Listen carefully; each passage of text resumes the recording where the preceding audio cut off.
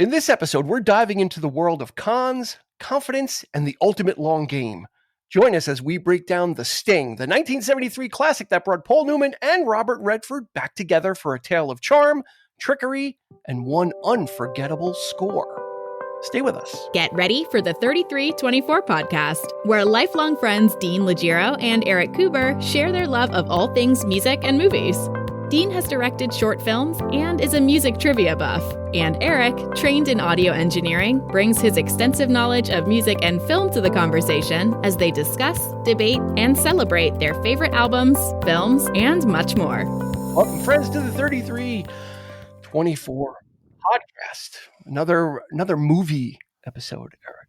Yeah, I love the movie episodes. Yeah, we go into the film canisters, into the abandoned theater that Eric and I bought that came with a bunch of films, and we just kind of dust off one of the reels and we spin it, and that's the episode that we do. Yeah. Well, yeah. Okay. No, it's this is a good one. Classic. I mean, this was something that we've always loved, this movie, you and I. Yeah. Oh yeah. Way back in middle school, we were walking around. I think because it was on TV at the time, right? We did this and that whole bit, and people looking at us like, "What the hell is wrong with you guys?" You're like, I was going to save this. Yeah, but sorry. This may have been the first movie I ever saw in a theater. Okay. It was either this or Paper Moon with Ryan O'Neal and Tatum O'Neal. They both came out in 73, and I know I saw them in the theater. I know I saw them at the Pickwick in Dobbs Ferry. I don't know. Maybe they were re-released. I don't know, but I know I saw this in a movie theater, and I was not an older person. I was young. You were very young. Yeah. Yeah. And the math doesn't math for 73. I would have to have been really young. Yeah. Well, no. Oh, sorry. You didn't introduce me yet. That's okay. We may get around to that. No. So 66. So what does it make you? 7, maybe 8? You would have been about 7 or 8. Yeah. It might maybe 7. Give it grace because it came out in December of 73. So we'll call it 74 by the time I probably, So you were 8? Local theater. So maybe, but I don't know that I was going to the movies. What's it? This isn't PG? It is. It is PG. Yeah. Yeah. Back then, they didn't care. No. And I had mentioned this on a previous episode. I saw Platoon when I was 9, and that's by far worse. No, it wasn't that this was worse. It was just my first movie-going experience. Yeah, but I think that probably defined your love for film. I think all of the when I say inappropriate films, meaning just probably just not right for the age. Like I saw A World According to Garp when I was very young, and saw Platoon when I was very young. And I think that actually is what gave me a love of film. I was sitting there watching it and just being like just completely, taken with it. And it's the same thing with you being, Yeah, I remember these films early. I remember when you went through that phase where you wanted to cut your tongue out. Our guest today, go for it. is Christy Cuomo. And bye. Yeah. The smart ass remarks back and forth, but it's always a pleasure to have Christy on with us. Christy Cuomo is back in the house. It's been a minute. It's been a while. Yeah. I needed a break from Dean, but Eric, it is a pleasure to see you. Wow. That's fine. Christy will be the fill-in host. Like Joan Rivers. Oh my goodness. We love her sharp wit and her. Joan Rivers used to fill in for Carson. That would be kind of Christy, thank you so much for joining us. And thank you for having me for a Robert Redford. For first things first, we really need to acknowledge the passing of another icon. Yeah. It's getting harder and harder. And it's going to get harder and harder because they're all up there, Eric, and it is just going to be a rough. Well, the concerning thing is not that it's getting harder and harder; it's that it's ramping up. Well, yeah, because they're all of a certain age. This is starting to pick up, unfortunately, like the pace of these things now. Yeah, are really just it's starting to kick in. To their credit, though, they've all lived most of them a very long time. We're talking late 80s, some of them in the early 90s.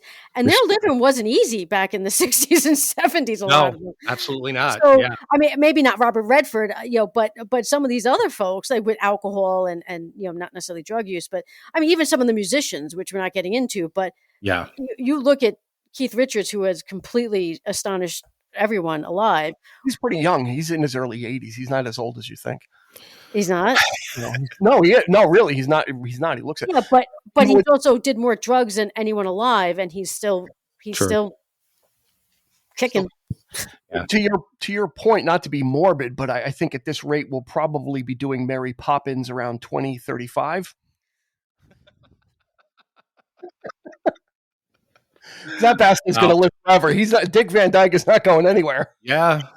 I knew that's very good. I knew where you're going with that one. I did have to explain. I don't like explaining jokes, but for that one, that might be a little too And just he's marvelous. And and Clint's hanging in there too. Yeah, what's Clint, like 94? He's looking pretty ragged, but he's still directing. Shatner looks the best out of all of them. Yeah, who does? Actually, as of the recording of this today, there was a medical emergency with him, but who looks the best? Shatner. William Shatner. Yeah, he's 94. How old's De Niro? Because De Niro looks really good. He's in his 80s. De Niro was in his 80s, late 80s, I would say. 80s. Yeah, he's not in his 90s. Something like that. Yeah. But anyway, like Eric said, Robert Redford, not only, an actor, a director, a philanthropist, also very, one of the first when it was not hip to care about the ecology and to care about nature and to care about preserving nature. He was way ahead of the curve on that. Left Hollywood early on, bought a ton of land in Utah. And then also is obviously the creator of the Sundance Film Festival, which helps to, promote and give a space for up and coming filmmakers. He was always about that. Just, give me something different. Give me something new. Yeah. And the director of one of my favorite films, which is Quiz Show. I love Quiz Show. Yes. Great movie. The thing about Sundance, what's great about that was that he wanted to create an atmosphere for, there's all talk about he came from the theater. So his mindset was creating an atmosphere where filmmakers, actors and such from Hollywood, which didn't exist or still doesn't really, for a place people can come to have that kind of community and to have that, mutual respect, and they can share ideas and really create the bond between independent filmmakers, actors, and such. A lot of great people came out of that situation. People like Tarantino and Steven Soderbergh and actors like Stanley Tucci and Glenn Close is I think she's on the board for Sundance as I think she still is. Again, he was fostering these things before it was hip. Like he was kind of really just kind of Sundance, like when it first started, was like a nothing, and it became the premier destination for independent filmmakers to submit your stuff and get seen and do that. And that was Mr. Redford. So all right, let's dive into this. Let's talk about this. There's a lot to chew on. I don't know. Do we want to? I was thinking about this when I was thinking about it today. It's like when we talk about this, should we go into spoilers? Do we assume that 1973, you had time?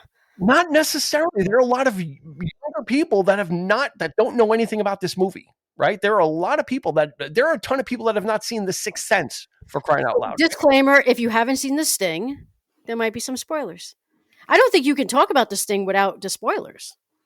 True. I thought about it. I watched it twice, and I was thinking about that the first time. I'm like, it's over 50 years old. But the second time I'm thinking, this movie is extremely well written and so complex, and just sort of every little detail is layers. You don't want to give those little things away necessarily in case people haven't seen it. But I don't see any way to talk about this film. Everything there is a gotcha around the corner of a lot of it. So it's like, how do you talk? You can't really talk about it. So there's going to be spoilers. So I urge you to watch the film and then come back to the podcast. Christy, I heard that you auditioned for the role of Celino in the local Broadway edition of this. I did. For Selena? Okay. All right, let's get cracking. If you don't think I didn't. I thought of Christy too. I did. I'm sorry, I did. When I saw her, like, I'm just yeah, awesome, just Selena. awesome. Yeah. All right, so here we go. You thought of me too? Mm-hmm. Cold calculating killer. Yeah. That's I thought it was for the bone structure of my face, but no, that's where I was going. Thank you, Eric. Not the cold structure. And then there's the first spoiler. No, well, not necessarily. So here we go. If you've never listened to our show before, we'd like to give some factual information, which we're going to do now. Just set some context, and then we'll get back into the conversation that we've already been doing. If you're already been with the show, you know the deal. But again, if you're new, please go ahead and give us a follow. This way you help support independent podcasters like us, much in the spirit of Sundance. We want to bring you our takes on stuff. And if you like what you hear, go ahead and give us a follow. This way you'll get notified every time a new episode comes out. You can follow us or continue the conversation on Instagram, Facebook, and YouTube. And also within your podcast platform, there's a little message us or text us or fan mail, whatever it's called. You can communicate with us that way, but that's only one way. We can't communicate back with you, but you can certainly communicate with us, and we get that, and we share that, and every time we get fan mail, or I see it, Eric sees it, so we get to see everything. So here we go. Okay, here we go. The stats. This was released in December of 1973, directed by George Roy Hill, who also directed Butch Cassidy and The Sundance Kid, with those two leads. Written by David S. Ward. The budget was a meager, probably expensive for the time, $5.5 million. It ended up grossing $257 million in box office for a non-action film. Really about stuff that you really don't know what's going on until the end, for the most part. Here's the big news: nominated for 10 Oscars, and it won 7 of them. Yes. So let's go with the stuff that it was nominated for and didn't win first. It was nominated for Best Sound. It didn't win. It was nominated for Best Cinematography. It didn't win. It was nominated for Best Actor for Robert Redford. It did not win. And that's Redford's only Best Actor nomination ever. Yeah, that's criminal. Was this film, which is crazy. I thought maybe the great Waldo Pepper he might have gotten a nomination for. Which I did see in the theater as well. What it did win for, Best Scoring, Original Song Score and Adaptation or Scoring, Marvin Hamlisch, the theme, The Entertainer. That song was on the radio. It was hit number 3, I think, on Billboard. That was everywhere. Like all of a sudden, like the Scott Joplin rag style music was like back in fashion again. When you're a kid in the 70s, right? It's odd to hear that on the radio. You're driving with your folks somewhere, and you just this song comes on, and I'm thinking, what did you just change the station to an oldie type of station? No, this is Yeah, then you hear Casey Kasem, keep your feet on the ground and keep reaching for the stars. But that's what drew me to want to see the film, because I love the music. Yeah. So when I think it was when it was first aired on television. That's the first time I saw it. I didn't get to see it in the theater. Yeah, but that whole style of music kind of got a resurgence. That was the great thing about radio back then. It also won for Best Film Editing. It won for Best Costume Design. Edith Head, I think that might have been her last win. I could be wrong. It also won for Best Art Direction. It won for Best Original Screenplay. It should. Best Director, yes, George Roy Hill, and Best Picture. So it won the big ones. It really did, except for the Best Actor nomination. Yeah. But, why he didn't get an Oscar for? I think he should have at least been nominated for All Is Lost. Absolutely tremendous performance. If you haven't seen that film, it's one of his last films he made. That no dialogue whatsoever, pretty much in the film. I mean, it's just we'll get into it, but it's just I thought you were going to say All the President's Men. No, but that too. But this was a remarkable performance, and he's the only person in the film. Yeah. And I blew me away when I saw it. I was just like, wow, this, for somebody so late in his career to do something so bold like this, it was amazing. That's one of my, and that's a testament to his acting, his style of acting, because he gives you so much, but he gives you so much to work with. Not much, but it's like at the same time, he's so introverted. it's very subtle. The things that he gives you is considered monumental because it's because he's very inward. I love that about him. I love when he's those quiet moments where he's just reflecting or something. You can't read him. Mm-hmm. Even in this, it's true in this film as well. So yeah, No, he does a lot with his eyes and his smile. Yeah. Let's get into the cast of this film. First off, can we imagine Jack Nicholson in the role of Johnny Hooker, which is the role that Robert Redford plays? Nobody was offered it. Turned it down, but he said I had Chinatown and The Last Detail were kind of on my plate, so I let it go. Newman signed on, after getting top billing and $500,000 and a percentage of the profits. He was on a losing streak, actually.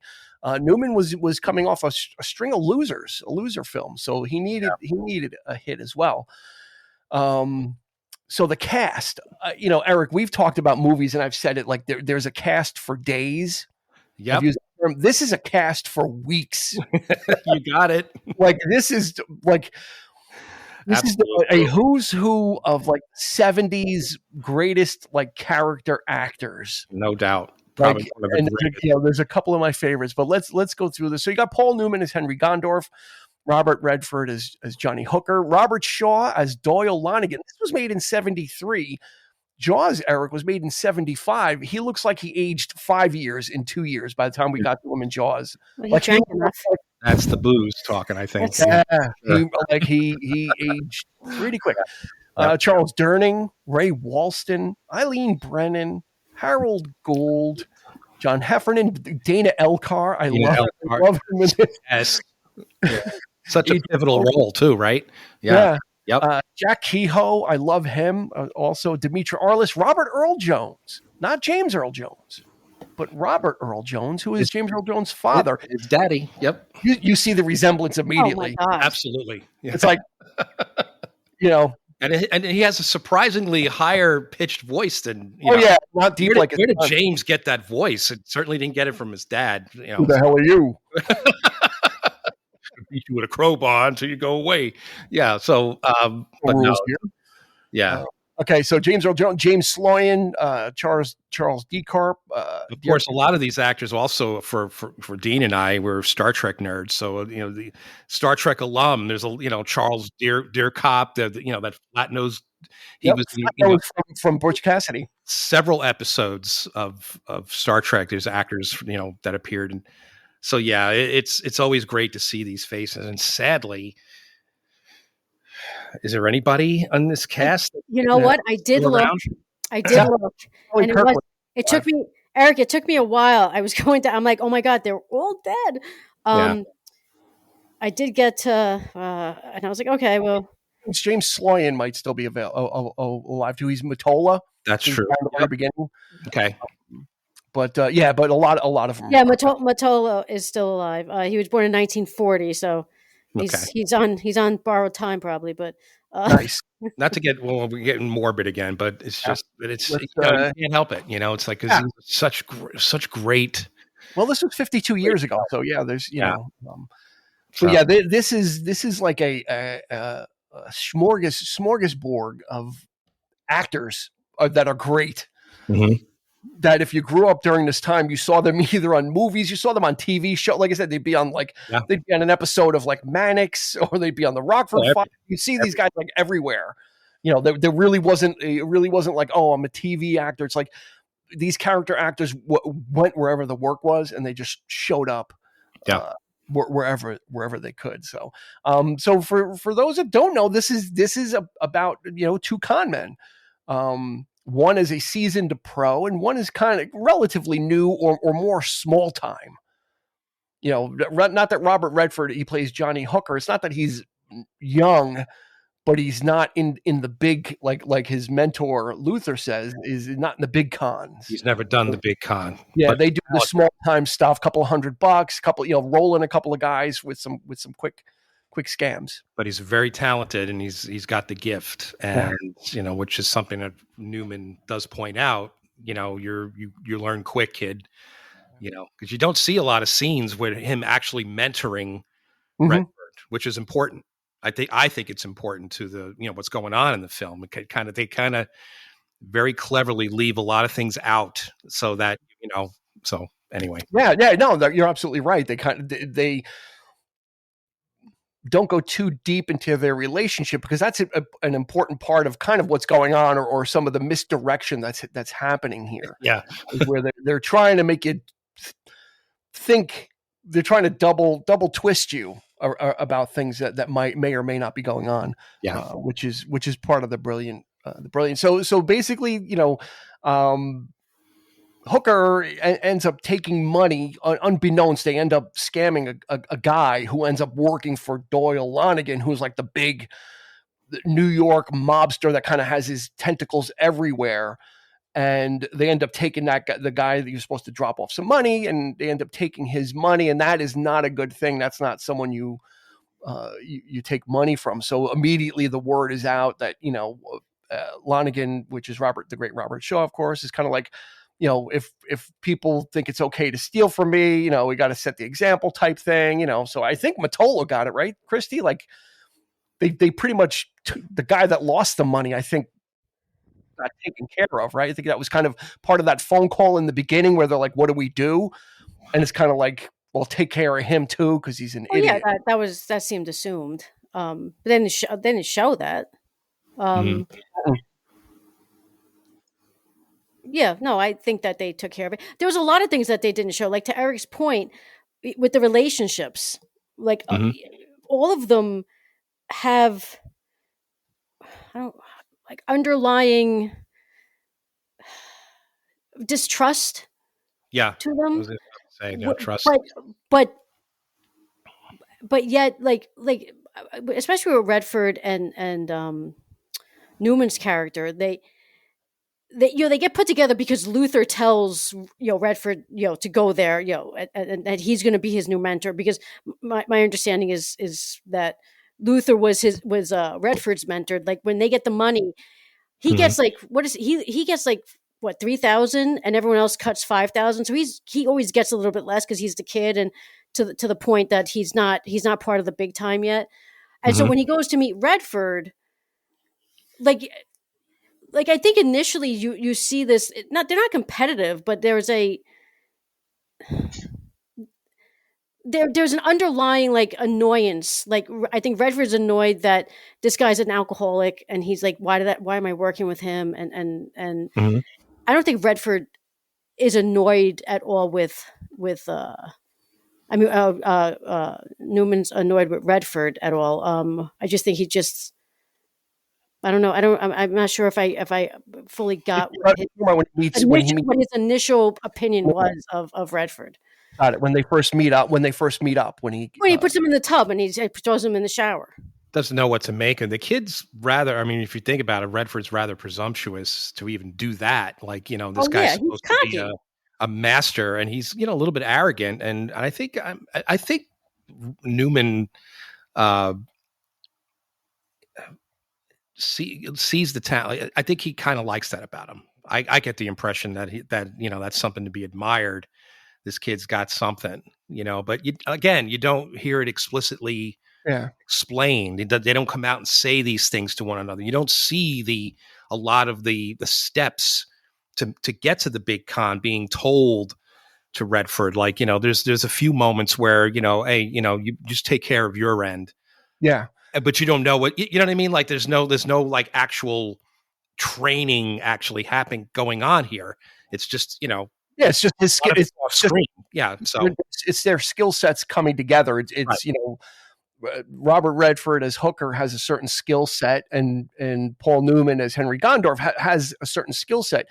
And he sees that in Redford, but he also sees that Redford's character is very brash and very impatient. He wants to do things quickly. He wants to get people now, and so that's something that Newman's character kind of needs to keep an eye on. He's like, this kid's got talent, but he might get himself into trouble, and he is in trouble, and he's not really letting that on. He's not only just coming to Gondorf, to Paul Newman for the big con, but he's also running away from the situation that he's in because people are trying to kill him because of the. This is where it starts to get a little layered and complex. I mean, he's running away from the guy that Lonigan's, is got a hit on him, but Lonigan doesn't know what he looks like. He doesn't know who he is.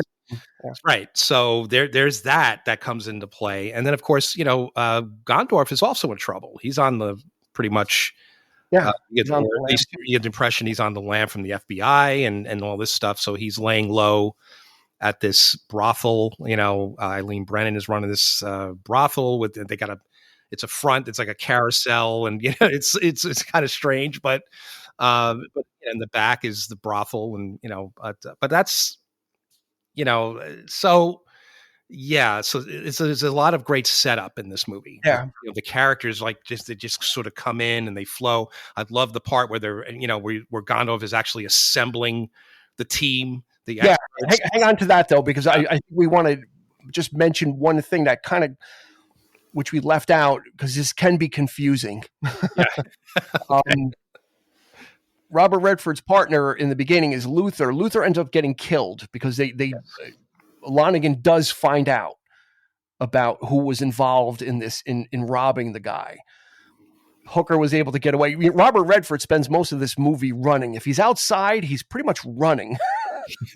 which concerned him. Every time he walks out the door, he's like has to run because someone's chasing him. Right. But Luther gets killed, so Redford needs to leave, but also with the notion that he wants to get revenge on Lonigan for killing Luther, and the only way to do that, and he says, "I don't know enough about killing to kill somebody." Mm-hmm. The only way we could do it is by by setting up this con and taking his money. So that's kind of that is the layer for this whole thing, is that Redford is coming for revenge to set up a con for the guy that killed his old partner, and he's meeting up with the guy that can do the big con, that really has the know-how, which leads us to to the scene where it's like, he's like, what does he say? Like, not counting all the people that are on the run or whatever, maybe got 300 or 400 people out there that we can use. Like there's a whole fraternity. Yeah. It was almost like a casting call. Like all the guys are like for a cattle call. It's like an entire bar full of just those guys, various levels of at various ages, just people who were just play acting like extras Yeah, they're all con men. They're all con men, but it's whether they're small time or whether maybe some of them they come with their own costumes. I mean, the guy's putting makeup on, he's putting his beard on, and then was Ellie, the tax guy from Untouchables? What's his name? Eerie Kid. Eerie Kid. Yeah. Eerie Kid. He's who's also partners and in with Luther. He's just like covering his nose after he got his nose smashed in the bar, and he just wants to be part of it. He's like, and they're like, go grab a suit. Like they have, it's literally a casting call. They have suits for these guys in the back. Yeah. And to your point before, Dean, when Newman's like, maybe we can get like 200-300 guys. Like any normal person's reaction is, there's that many that you can, and you don't think it's a lot. Like that's a lot. That's a lot of con men that you can just call up, like to put together for this. It's like a network of it's like people. What's your specialty? And the guy's like, well, I can do an English accent, and then when to the Eerie Kid, he's like, well, I haven't really done a big one, and Newman's like, we can find something for you to do. Like okay, great, go get a suit, go pick something out. We'll find, like, there's always roles that we need to fill, because basically they're literally creating an alternate reality. Yeah. That's true. You know what it reminded me of when I was watching this? It reminded me of the movie The Game. Yeah. There was this whole elaborate thing of all these other people that are involved that you don't realize. Right. How do you know how this many people, first of all? Believe. And I was thinking about The Game. I'm like, it's very similar. Like when Michael Douglas goes into the cafeteria at the end, and all the people are there. And actually, Jack Kehoe was one of the cops. He was in The Game. Yeah. The Eerie Kid was one of the cops. So it just kind of like brought that full circle. I'm like, wow, that's pretty amazing. That the echoes and the ripples of the Sting, kind of. I could see that. I actually thought about Ocean's 11 a lot. Oh yeah, that too. True that too. Yeah, that. Like I mean, on a smaller scale because of a much smaller crew, but still the same type of heist and just playing roles and just everybody has their one job to do. Like everybody's very very specific. Yeah. And at certain points, you're like, oh wait, did they turn? Like, are they working on the other side now? And there's a lot of that in this film. So I think, I don't know what came out. When did Ocean's 11 come out? That was earlier. The first one was it was in the 60s. So that came out. So this could have been inspired a little bit from that. Yeah. I was thinking that the newer remakes owed more to the Sting because that was more con men and just kind of like the original was more. It was just the what is it the Rat Pack? Yeah, it was more of like a heist than a con. Yeah, I can see more of the George Clooney Brad Pitt relationship to the Newman and Redford relationship. It was definitely more serious, a little bit more serious, and less they just Frank Sinatra and these guys making a movie together. That was it was that kind of thing. It was that kind of a thing, and but again, you just consider the lifestyle in 1936. It's the Depression. People, I guess, are. That's what they had to do, even if it's just small time, apparently it was a thing. You see a mark down the street and you just con the guy, you take him, so there, Yeah. You know what I love that we're going back to the assembling of the crew when Newman goes into the bank. And the guy leaves. The guy just drops everything. He walks out of the job. He's helping a woman and he walks out. He was a bank teller helping someone. He just closed the window on the woman and walked away. Literally walked by the manager and walked out. Yeah, it's brilliant. He was probably somebody that was like a con man that went straight because he had to get a real job, and he did. But as soon as he got the call, as soon as the calling came, he left. And he's the guy he's at the window, during the whole con, and when Lonigan brings up all the money, he goes, I have to talk to my manager. Yeah, it was kind of like Heat. It was kind of like Heat when what's his name just quits being a fry cook and goes and drives a car. That's right. Yeah, he gives it up, and as soon as you get the call, he just walked out of the bank and left. But what's really cool too is once he gets those main guys assembled and they're sitting around the table and they all have information to bring, don't they?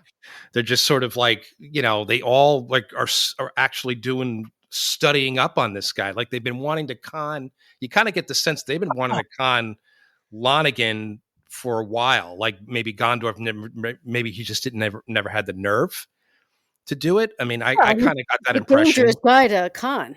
Yeah, exactly. But they all seem to have something on him. They've all been studying up on what to look for, in terms of each, they know exactly how he's gotten the position he's gotten. He's been taking over other rackets, killing off other mob bosses. That might have been common knowledge at the time of taking over the whole but underworld. The specifics of that and how it's done, and who he associates with, where he goes, where he, all that kind of stuff was just coming to play. How much money he has, and all that. Everybody seems to know their little part. And I love JJ. I love Ray Walsh. That's what I was going to say. Ray JJ is just, he's, doesn't drink. He doesn't gamble. He doesn't do much. But he cheats, and he's that big grin on his face, because he knows Gondorf, I guess, is. Oh, okay. So this is something that I can. Yeah, and I'm really good at that. It's also this is the setup. Yeah. Which leads to one of my favorite scenes in the movie. So when we get to favorite scenes, it's going to be this one. It's not going to be the same. The beautiful thing about this movie is they don't really try and fool you. They actually take you through. The movie is broken up into title cards of the hook. And the freeze, was it not the freeze out, but the shutout, right?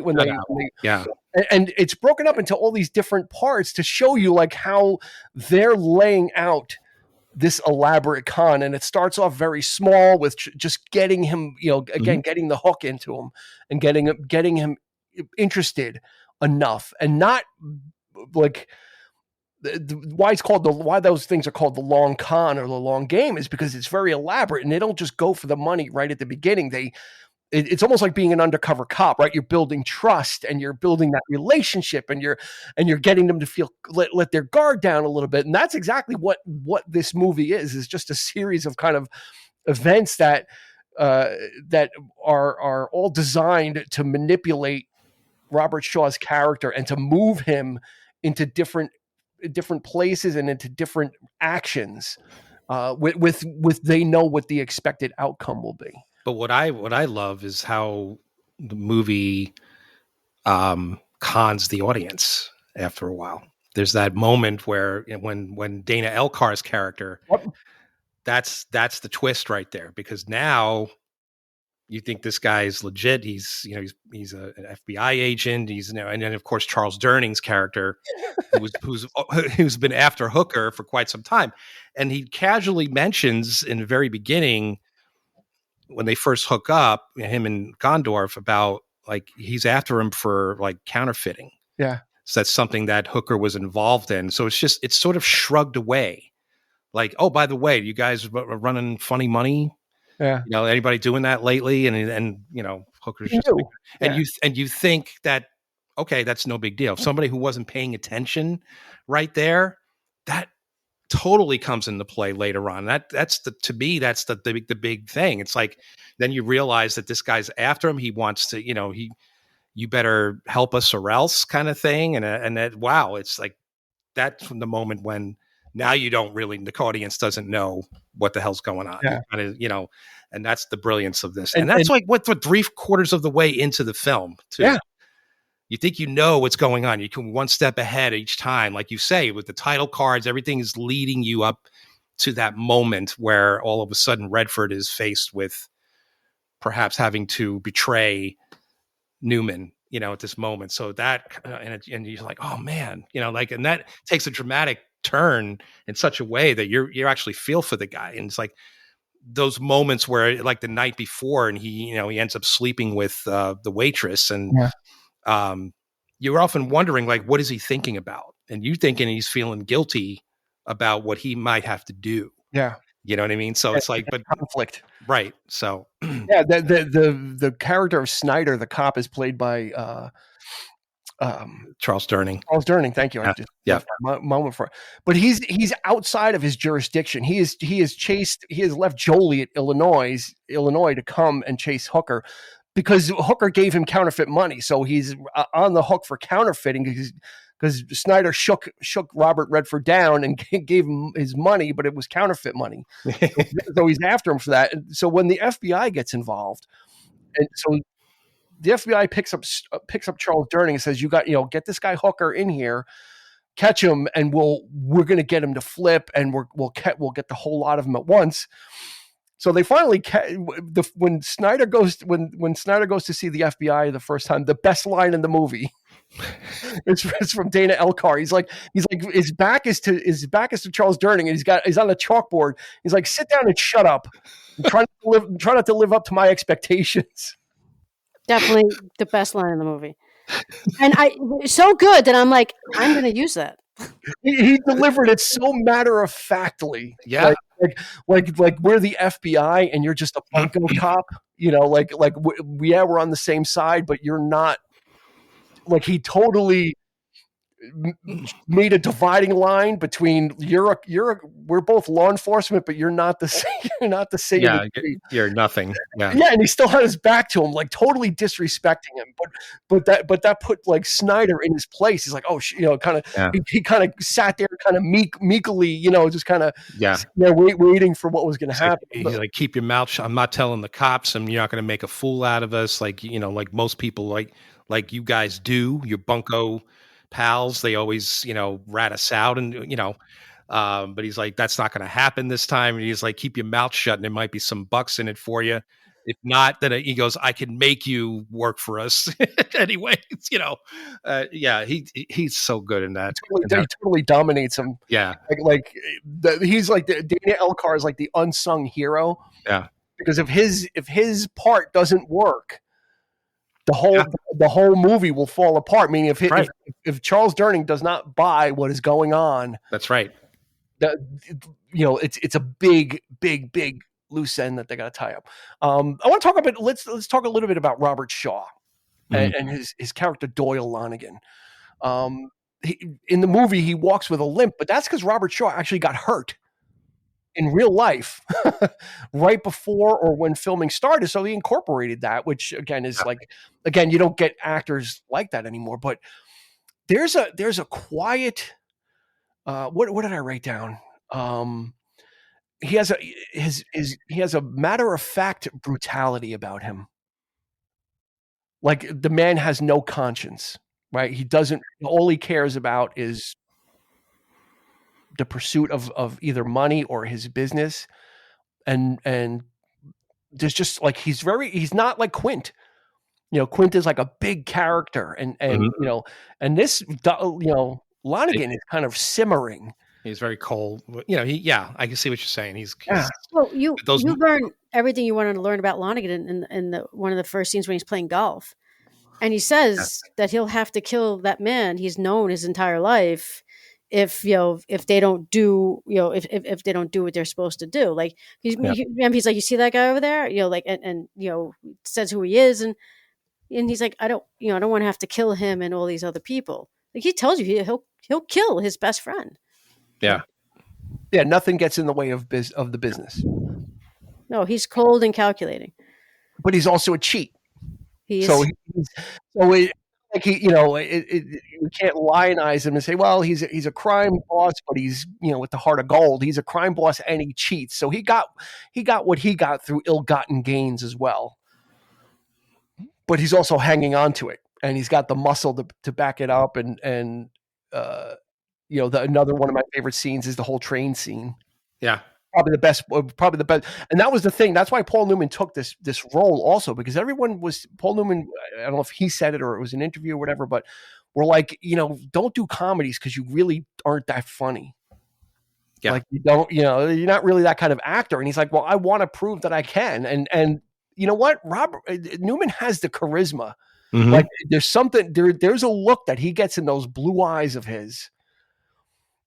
You see it in Cool Hand Luke, and you see it in his other films. But there's a look, and the guy can carry that. Like with a role like this, where he goes in and he's pretending to be drunk and abrasive, everything that Doyle Lonigan hates when he goes in to play poker with him, just to get under his skin and rattle him. And all right, Loneman.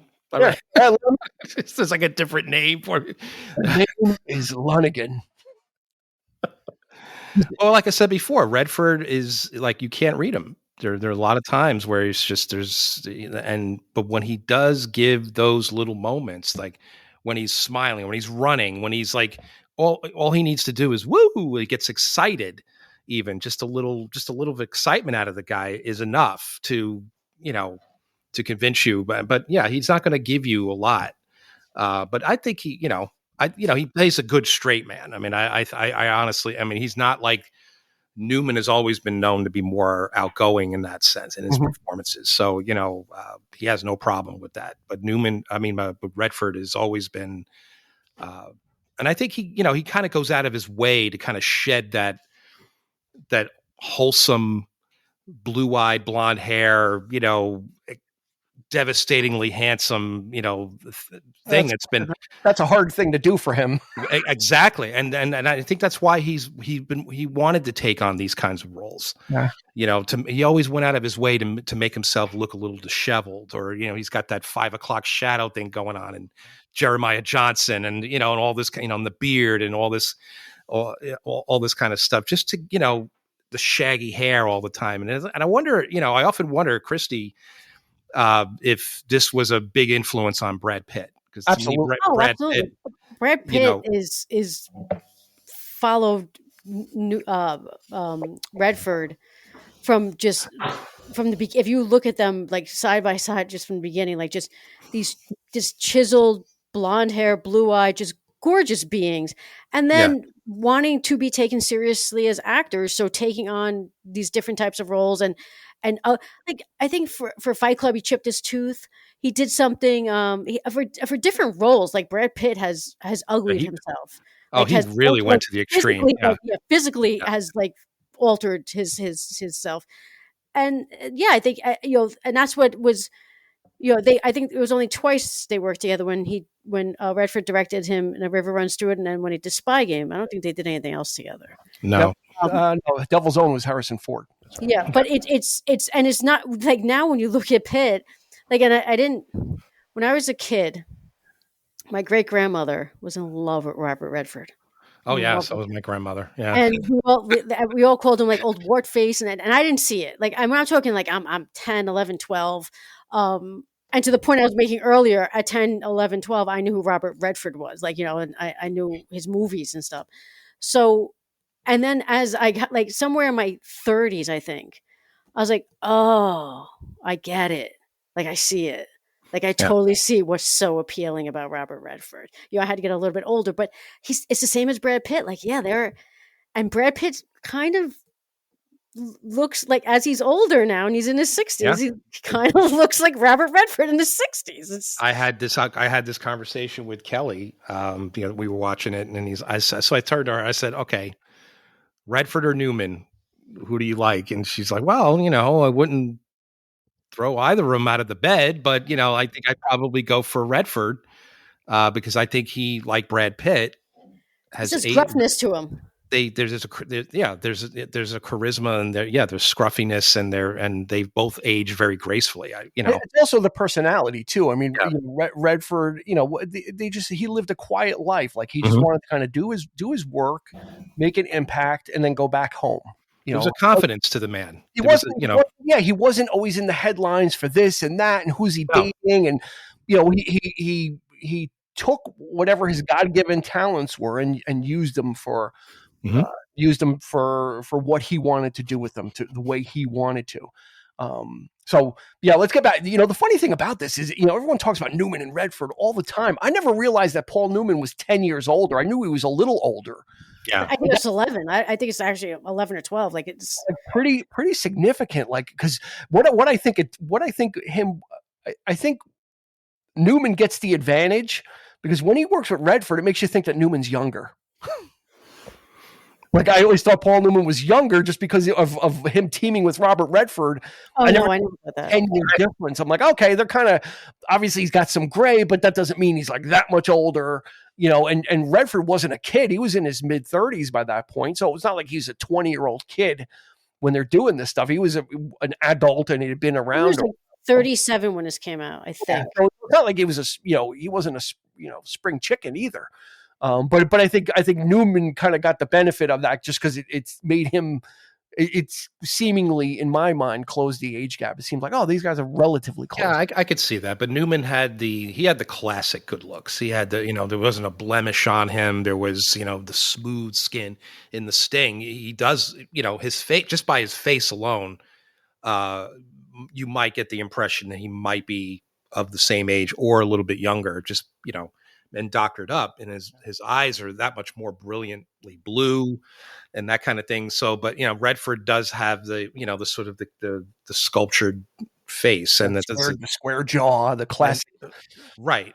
But I mean, I would peg them as closer to the same age, but I'm not surprised that they weren't. But it was just but they were both really. Oh God. I mean, it was just, my grandmother used to say, like, for both of them, The Natural. Every time we watched The Natural, she loved that movie. And so do I. It's one of my favorites, but he's so beautiful. Oh, he's like, she wouldn't, I'm like, okay, we get it, like, oh, look at him. Like, he's so, and that, he tried to get away from that, I think, as his whole life. I think he enjoyed it for a time, but I think he went out of his way, like I said before. Yeah, because he went into directing. All right, let's get back on track. Let's get back to The Sting. Okay. Do we want to talk about the first plot twist? Do we want to talk about the woman in the diner? It's really kind of brilliant. Like it's something that you're not you're not ready for. And that's one of the things that makes this film like really brilliant is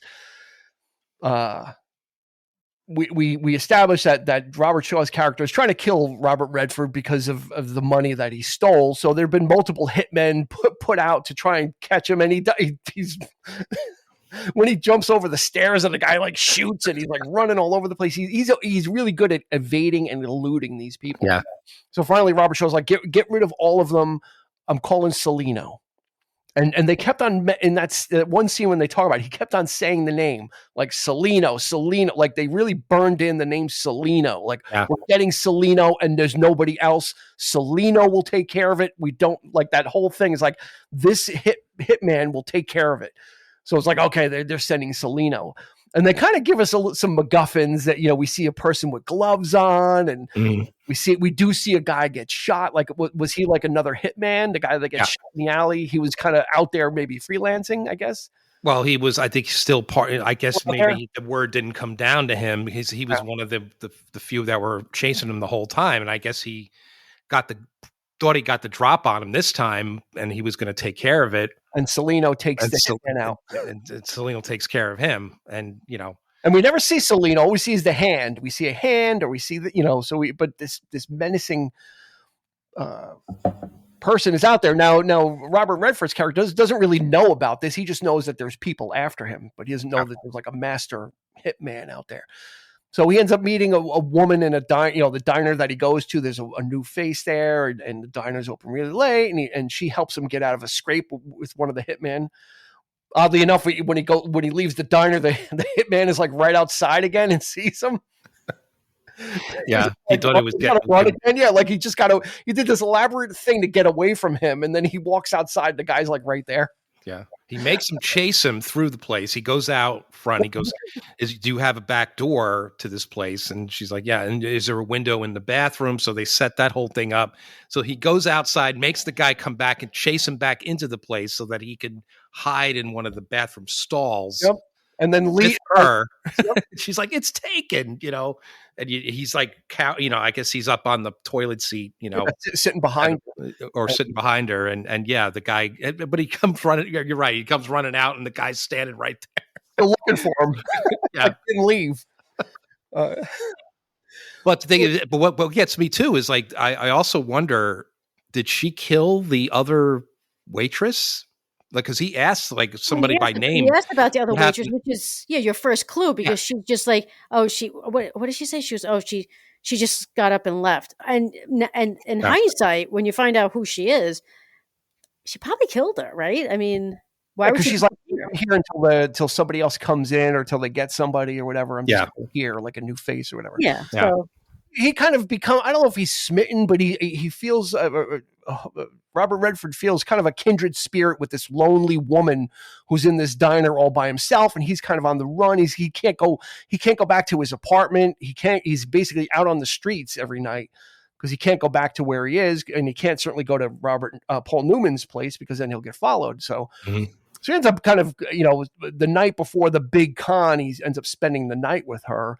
And then he wakes up and she's gone. Like the whole place is empty. And he's like, oh, all right. Like he checks his wallet. Like she didn't take his money. So it's like, okay, I wasn't a mark, Well, he says to her when he knocks on the door, where she's like, oh, you think you could just come in? And he says something along the lines of, I'm just like you. I have nobody. I'm alone with no friends too. Yeah, two lonely people or something like that. Like so he does feel that she's a kindred spirit. He doesn't have a clue who she is. Yeah.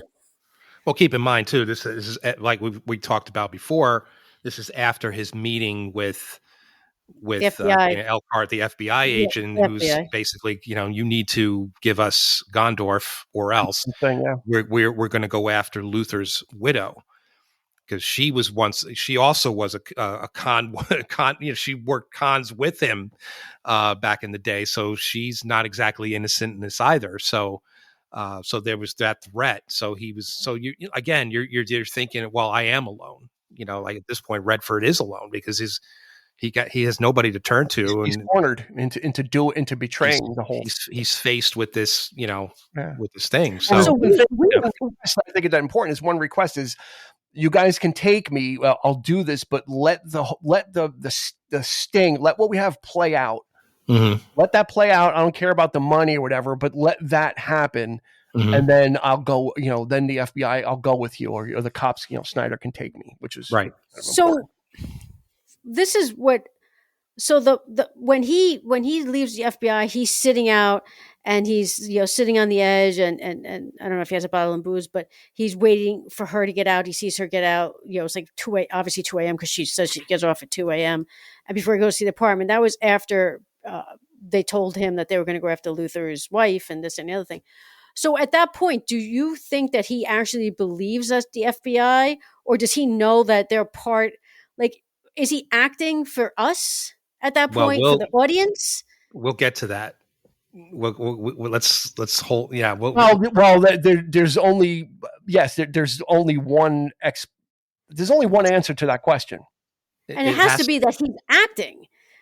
Yeah, he knows, because he doesn't. Yeah. He doesn't, because the turning point that the audience would think is when who's the guy that actually saves him, that Gondorf put on. Let's talk about that first. So the next morning he leaves. Right, he thinks she's gone. Right, he comes out now. Meanwhile, we cut to these gloved hands again, and we immediately think, and we see the silencer going on the gun. You're getting the gun ready. But the camera pans, and this is the brilliant thing too. The camera pans up to this paisan looking guy, and you immediately think that this is the hitman. I mean, because just this guy's screaming, "I'm Italian," Celino, and it's like, yeah, this is the guy. Like so, now we see the face. So so now he comes out and he sets up he calls the FBI agent, "I'm on my way now, get ready," and all this kind of thing. So he's leaving to go to, set up the con and all this, walking down the alleyway. And here comes the woman. Seemingly the woman, but the other guy, but the guy you think is Celino is like behind the building, like waiting. She comes walking up to him, and he's just like so distracted by her, like, oh, like what happened? Like, and all of a sudden the guy comes out and just puts one right in her forehead. And it's like, and then you're like, what the, what a great, what the F moment. Redford. So we think that Redford's going to get it in the back. We think that's, is going to shoot Redford in the back, but instead he shoots past him and shoots the woman in the head. Mm-hmm. And then he comes running up, and Redford's like, what the hell? What did you just do? And she as she falls over, like we see her hand, and she has the gun with the silencer, and he's like, that's Maria Celino or whatever her name, Marta Celino or whatever. She was gonna, she was here to get you, and he's like, well, who are you? He's like, Henry sent me to watch. See, to Christy's point, that is the one thing that he did not know about. Yes, he didn't know that Gondorf he didn't know about that. Was protecting him and watching what was going on.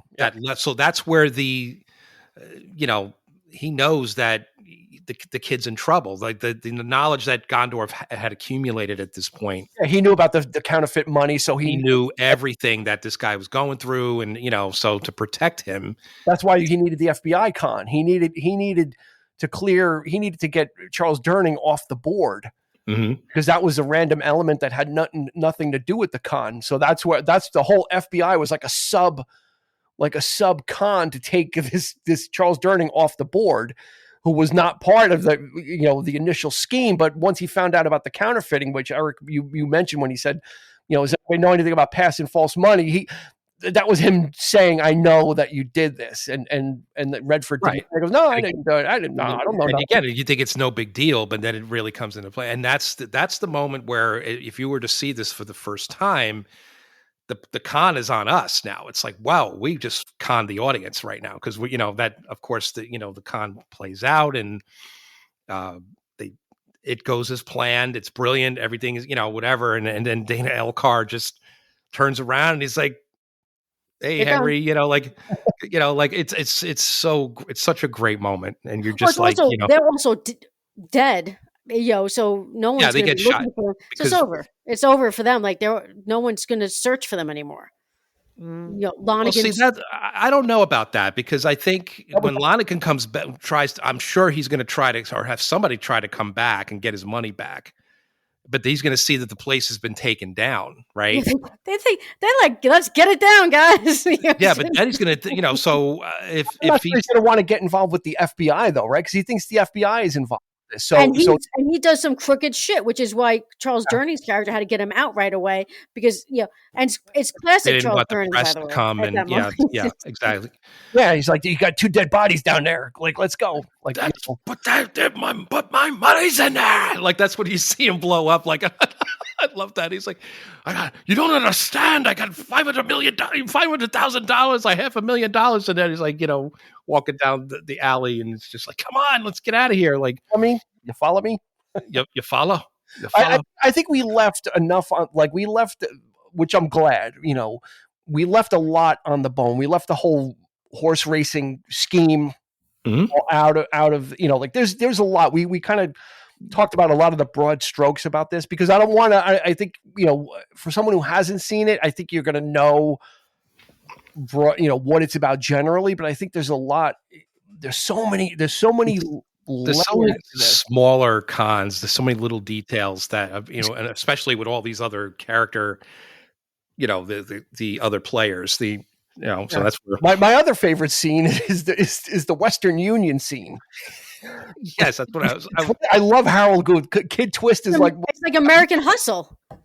It's like my favorite character, Kid Twist. Like they go into Harold Gould, yeah. They don't even paint half the room, and they end up just walking out and leaving it. And it's green. They're not even painting. It's that ugly green. It's like tell me that wasn't American Hustle. Didn't get the office with what's his name when they go to the office and pretend that when they bring Bradley Cooper. I'm a big pen. I'm a divorce lawyer. When they go to the right, I'm a divorce attorney. No, but people should watch this film.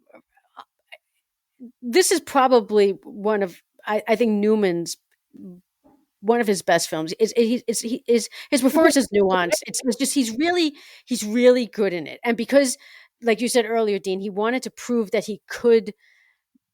He's not doing comedy in the classic comedy, sense of the word, but it's not super straight serious. Like he has like a little levity to the character has some levity to it. So watch it for that. Like this is a really good Newman film.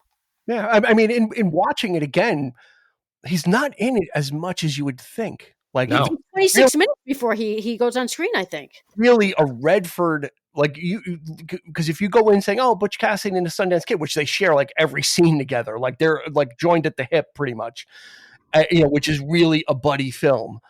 And so you think, "Oh, okay, they're reteaming it," and they kind of are, but not really, because they are doing, like Eric said, they're kind of doing separate things. They're not really doing things. They're working together, but they're not working with each other. Well, that's why it reminded me of Ocean's 11, and to your point, probably a later version. Yeah, and I think that's something that was, upon rewatching, I'm like, wow, Newman is kind of almost like a glorified cameo. I mean, he's in it throughout, but he's just kind of pops in, does some things, make sure things are going the way they should, and then kind of backs out again and says, it really is Redford's story. I mean, it's him. He is the main character, and you see the growth of the character throughout. I mean, you see, actually, in my opinion, like he goes from this like arrogant, streetwise kid, he almost matures throughout the film. Like you see him like reflecting, and he really did care about Luther, and this was very important to him that this goes down. And you realize that everyone respected Luther, like not just him, but Gondorf, the entire crew knew who he was. They loved him. He was, part of their community, which was great. Yeah. He was known in the con men circles, like, oh yeah. And again, there's different levels of things. Just because he never did the big cons doesn't mean he wasn't good at what he did. And he said that, he goes like, I'm a black guy, in 1930s or whatever, like I'm never going to do the big con. Like they're never, never believe that an African American could do this at that time. but he was still good, good enough to teach Redford and took him under his wing. Like the whole scene in the beginning with the family, like Redford was like walking in and all the kids, right? Luther's family, they all knew him. They're going to play bingo. And he knew all the kids by name. So they'd kind of taken Redford in kind of as like a surrogate son, right? He was kind of like taking him under his wing, not only showing him the ropes of the con, but also kind of giving him some family stability, which is why he was really shook when Luther got killed. Yeah. Well, I think if you look at Redford's character, and it is brought up a couple of times, and I think, Dean, you hit the nail on the head there, is Redford, this is his family. Like, what he does all these cons, and he wants to be good at this game, and then he even he goes to Henry and to study under him, but he doesn't give a shit about the money. Like, he doesn't care. Like, he put the $3,000 on I think it was Red, and loses it. And then Luther gets all pissed off at him when he comes to the house. And he's like, what's the big deal? I've lost money before. Like, to him, like $3,000 in the 1930s, a lot of money. Like, the woman walks out on him. She's like, oh, you're going to spend $50? I mean, well, and then at the end of this, when Newman's like, aren't you going to get your cut? And he's like, no, I'll just blow it anyway. Like, he's not doing it for the money. I don't know if he's just doing it for the camaraderie, for the sense of purpose. He wanted it for the revenge. He wanted to get Luther. No, but even before the revenge of Luther, he's still doing it for reasons that have nothing to do with the money. He's the opposite of Lonigan. That's exactly, and that's how brilliant this script is. Right up to that very moment, even when he says, he goes, you're right. It doesn't make up for that. It doesn't make up for what happened to Luther, but it comes close. So you really do think he's talking about, well, maybe the money. Yeah. And just in that moment, that's when he says, no, I'm not. But then, like I said, there's that sort of, he's now matured to the point where he's, he could be like Gondorf now. He could be the next, and I think they, as they walk off together, you realize that, well, they're probably going to start working together more, maybe, Yeah, they got to blow town, so there's a whole fresh city. And then you realize too, like all the things that we talked about, is like when you don't really see all of that training aspect going on or that mentorship happening, you realize that it did, because he did know that Elcar was an FBI agent. So all of this was, all of this was taught to him. This is what's going to happen. We just don't know. Yeah, this is the depth. This is the level that we need to work at. Like, exactly. If you want to do the big con, you have to cover everything. You have to know, right. and that was Paul Newman's thing. Is he needed to, if he didn't know about the counterfeiting, that would have blown the whole thing. And so to do the long con, you have to know that, and that's why he kept saying, you got to be upfront with me. Like, you can't. Yeah, you got to trust. You got to trust. There's got to be trust. The bar, right? And he's like, you got to tell me everything. Like, I got to be able to trust you and what's going on. And he's like, oh yeah, everything's Jake. But Gondorf knew he could read his man, and he knew that there was something else going on, that there was other things, and it probably didn't take much to find out why he was running away, what happened with Luther. Right. I'm sure he's got feelers out, and they said, okay, he's not going to tell me, so I'm not going to involve him, meaning that, I'll take care of this stuff. I'll have somebody watching him to make sure he doesn't get into trouble. Right. Because that's what Redford also at that same scene at the bar, he goes, I just need a few more days. I can stay clean for 3 more days or whatever, like, meaning elude everybody and evade everybody, even though I have these problems. So it was kind of, I just want to give a little bit of a shout out to Eileen Brennan in this. Yeah, thank you. Not typical Eileen Brennan, by the way, but really, no, she's usually this very boisterous, comedic, those kinds of, zany kind of, she always worked with the likes of, who is it? Well, she was in Private Benjamin with Goldie. She did. I think she did some movies with, No, but did she do shit with Mel Brooks? No. Was it Mel? No, maybe. Maybe some Mel Brooks. She did. I think she did some stuff with Burt Reynolds. And she kind of got more popular when she was older. Like, she did like those ensemble type of movies and things. But she's always enjoyable. But her in this movie she's there. She's she's like the back, she's helping everybody. She knew Luther herself. She goes, "Oh, Luther sends you," and she's just, and like Newman pointed out, like she's great. She's like the mother hen to everyone, like in this thing. And she's actually there at the con herself. She didn't need to be there, but she was helping out, like, with JJ and, all that kind of stuff. And, okay, here we got one, like Billy, we got one. And, yeah.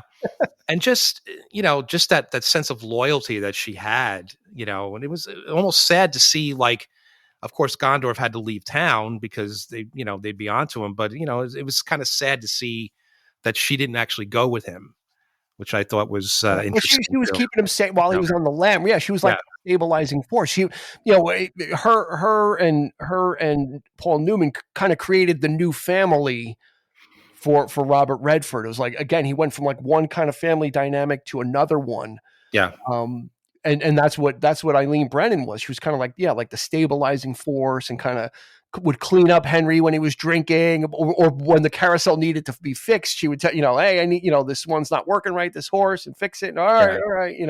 And he's just like, she's great. Like I love that little thing he has to say about her. And there's just this mutual, obviously they have a relationship, but it's almost platonic in a way. You get the sense that it's physical, but it's also very relying on each other. Yeah, they rely on. He's got allies, I guess, everywhere. Like, it's nice to know that he could actually come back to her at some point and be safe. Be taken in. There's the scene when Charles Durning comes into her bar, and he's like, I want to take a look around. She's like, well, no, but you can have a beer.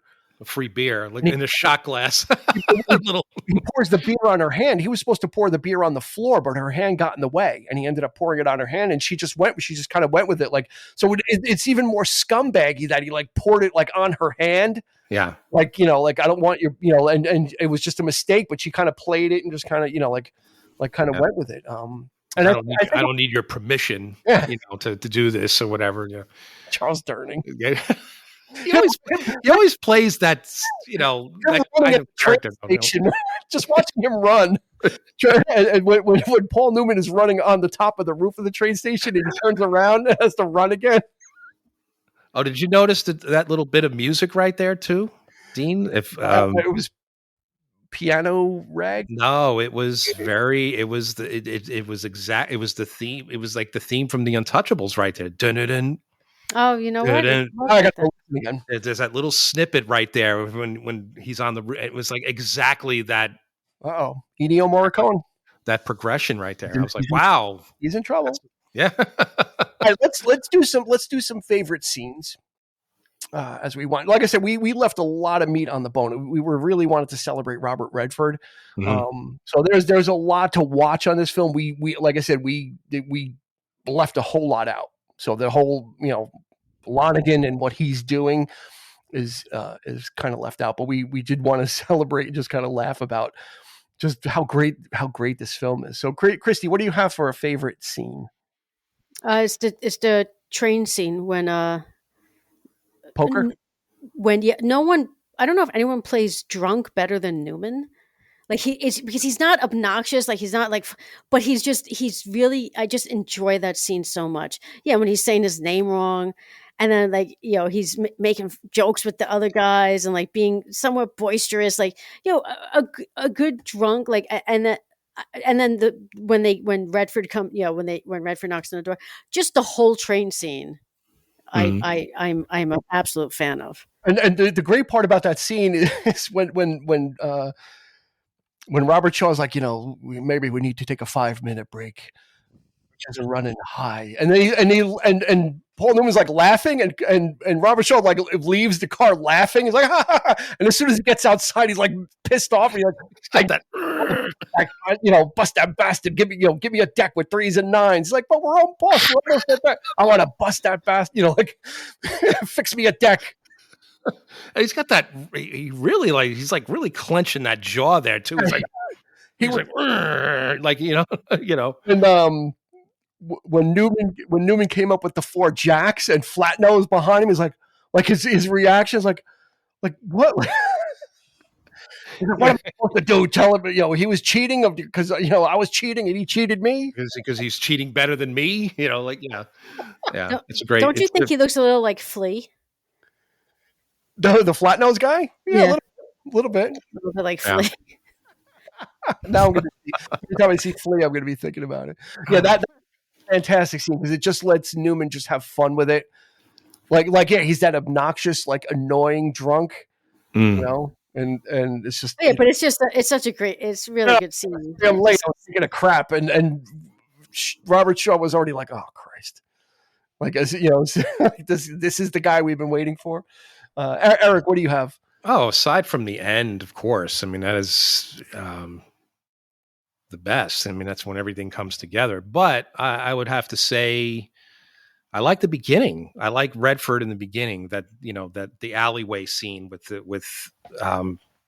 James Earl Jones's dad. That whole con right there. I thought was brilliant too. And Jack Kehoe, and I just never really James Earl Jones' dad. He's known as James Earl Jones' dad. Robert Earl Jones. Robert Earl Jones, Luther. Okay, but I really like the way that scene played out, like the dynamic, like you were saying before, Dean, of the family and how taken that how taken in he was and that kind of thing. So it was a really nice setup for the character. And you really believed it. And, again, Redford's performance in that scene is great. The train scene, of course, is I think would be anybody's, best scene. And then there's just so much, there's so many little scenes too, that get you. I just love this great ensemble cast. That's what makes it is everybody of these characters. They all have something to offer. They all get their moment. Like Jack Kehoe, the Erie kid, he gets a moment. Like I said, Harold Gould. Yeah. And Ray Walston was been underused, and he was so great in it. Just kind of. He's got the intel on Lonigan, and then he's the horse thing. Like, okay, he's gone. He's like. When you hear his voice on, calling the races, and they're off and running. He does those little inflections, it's just so convincing too. It's and even when everything's going down at the end, right? When everything's you still hear him just to keep it going, the con going. Have to. Brilliant, absolutely. That was a detail that could have been easily a plot hole for a lot of people, but you hear his voice as the commotion and everything. I thought that was right there. Like I said, the painting scene with him when they come in with the work order. What do you mean you're supposed to get it? Well, we have a work order, and he said and then he calls the secretary and he's like, I'm leaving early, I'll be in tomorrow. And the guy's like, what the He's like, the last time your boss was here, he said how dirty everything was or whatever. Yeah. It's like, okay.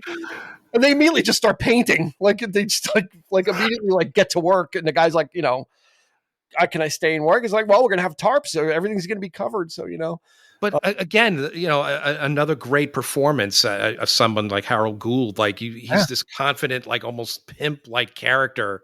He comes in, he's strutting his stuff in the bar, picking getting everybody together and interviewing everybody. And then later on, he's so convincing as this nervous, guy, timid, and he's like, oh, we can't do that. We can't, just a solid performance there. Kid twist.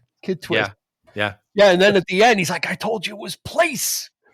That's another thing. The line, because he said it wrong, or we think we all think that we're on Robert Shaw's side. We all think that that's what he meant, but obviously that wasn't the case. So it's a really twist on words there. The script is just brilliant. They got it. Christy, do you have another one? No? I do have one nitpick. Let me give you the nitpick. Wait, you didn't give yours. I did. I said the painting scene. I said all before too, so we don't need to rehash them.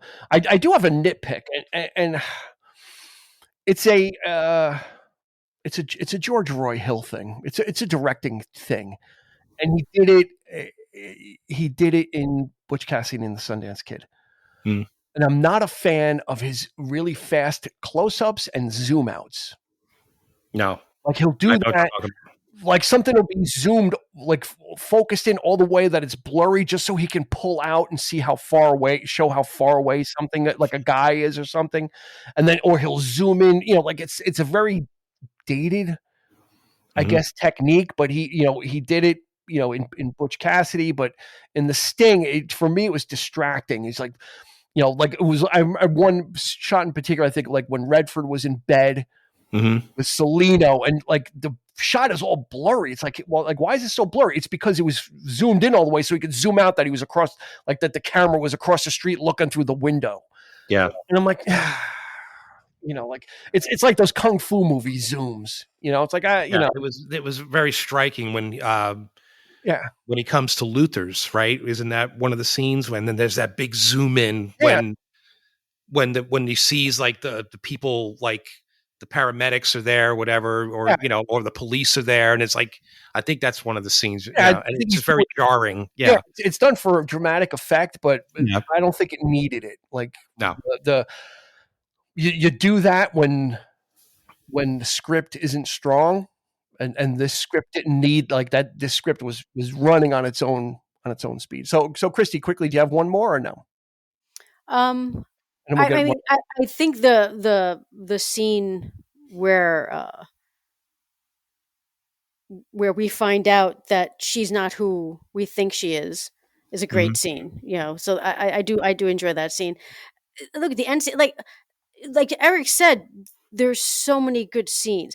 Like when they're all in and Kid Twist is like, they're doing basically a casting call for people. Like, when they're putting it all together, like there's a lot of good scenes. Like it's just, it's a well-written, it's kind of almost like Casablanca. Like it's just so well written that it's hard to. I'm actually impressed, Dina. You found a nitpick. It's hard to nitpick it. Like the dialogue. I mean, you could misconstrue the dialogue to be maybe a little over the top, but just it's like their own language, isn't it? Like all of the sort of jargon of the day. Like everything has a name. Everything has a. Yeah. You know what I mean? So, I mean, that could be, maybe iffy, but I don't personally think so. I think it works. Time. Yeah. It works. Yeah. But just the way the story plays out and the execution, the way it's constructed, you're not going to, you see this one time, you're not going to catch everything. No. It's like, you have to see this. Yeah. Oh yeah. And even now, going back to it, there's a lot of little one-line. Again, it kind of reminds me of Casablanca in the cleverness of the script. There's a lot of one-liners, like I mean, when the FBI agent, when he's like, don't live up to my expectation, is a great line. But when he's in the diner and he goes, what do you order, the blue plate special? And he goes, I guess I should have got the meatloaf. And what does she say? She's like, it's just as bad. Yeah. Or something like, she says something, or it's no better. Like something like where it's just like, it's just, they're just, it's just clever. It's not forced, to that point, he has the meatloaf people are that acting. night. Yeah. Like you never can tell that they're acting. There are some films, and they could be really good actors, and they could be really good directors. And there's times where you just catch them acting. You catch them, maybe they just didn't get the chemistry of the scene, and the chemistry in this film is really done very. Like they all have it. It's just there. They all inhabit the world. They inhabit the world that they're in, and I think this probably set the blueprint for those kind of bait and switch. Yeah, absolutely. Like House of Games, and there's so many other types of films where there's a con. Like I said, the reboots, the remakes of Ocean's 11 have the DNA all over this with the double switches and the what's happening behind the scenes, but certain characters don't know. What's the one? What's the David Mamet one? Campbell Scott. What was that one, Dean? Spanish Prisoner. Spanish Prisoners, like that, where it's like there's so many cons happening. Yeah. It's hard to figure out who's telling the truth here. Well, what's the one you love in the 90s scene with Matt Damon? The Rounders, right? Yeah. That's not really that's kind of it's got a little bit there. More serious, but it's House of Games is much more like Joe Mantegna and Lindsay Krause and Ricky. That's also Mamet, isn't it? House of Games or no? Mamet, David Mamet. Yeah, it is Mamet, but he wrote Spanish Prisoner, so you have a couple of Mamet like that. Stuff. Right. I think that's going to do it. We'll leave it there. There's, like I said, there's plenty we left for you, but we wanted to just kind of highlight some of the fun stuff that we liked about it. As you can see, we love geeking out about this stuff. And like I said, this is like classic Hollywood, you know, and I'm going to sound like an old fuddy-duddy, but movies are not made like this anymore, you know, and back then, you know, that was the whole thing, was like, don't tell the secret.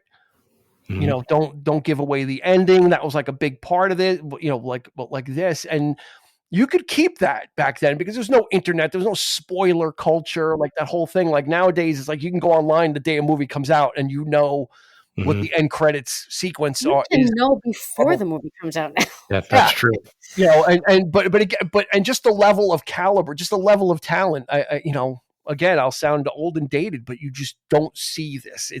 Watching this is, like Christy kind of alluded to, it's like watching an acting clinic because there are so many different character actors that are good at different, you know, Charles Durning is the stereotypical fat cop. like, and you need that. And you need Harold Gould as like the sharp con man who kind of knows.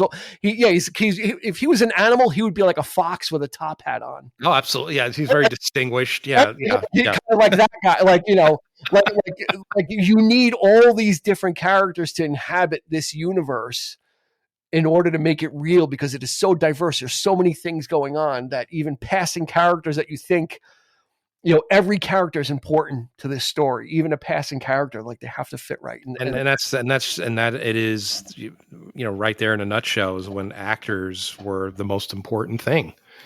You know, they carried the story. They, you know, whatever they did, you know, just made it that much more. Yeah, they were all there. Now, you know, things have changed so radically, and with effects and, you know, this and, you know, style is great, but, you know, you need good solid actors there to kind of push it along. And this was a you class and that kind of, you know, you can't help but smile watching this movie just because. No, absolutely. Yeah. It's entertaining. It is somewhat, you know, lighter hearted than some of the, especially in the 70s when you had a lot of this, you know, Redford would make some, you know, you had the Vietnam stuff going on and Watergate and all that kind of stuff. But this you could just watch, even if you don't pay attention to the stories, just watch the acting.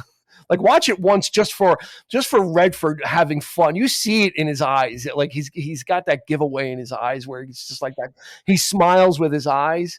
You know, he's got that look, and they're all just having a blast. You could tell. It's like it had to be the days the days when they're doing the racetrack stuff had to be fun because there's so many people in that on that set, all pretending to be you know, reading the paper, doing whatever, just to be like one of those people sitting there. It just blows my mind that everybody in that room is a con man. Everybody's in on the con. It's just, and there's a lot of people in that small space. You know, before they turn it into that mock, you know, off track betting thing, you realize just how small that room actually was. A warehouse, like a very small warehouse. Yeah. And the guy comes in like, oh, I can't get you the phones by, you know, this time, whatever, you know.